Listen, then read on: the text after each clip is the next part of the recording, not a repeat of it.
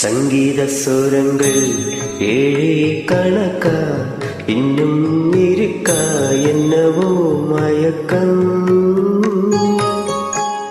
என் வீட்டில் இரவு அங்கே இரவா இல்ல பகலா எனக்கும் மயக்கம்.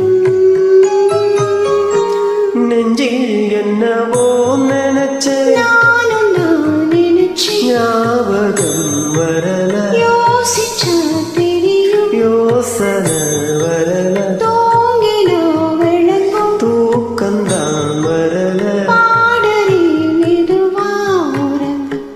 சங்கீத சுரங்கள் ஏழே கணக்கா இன்னும் இருக்கா என்னவோ மயக்கம்.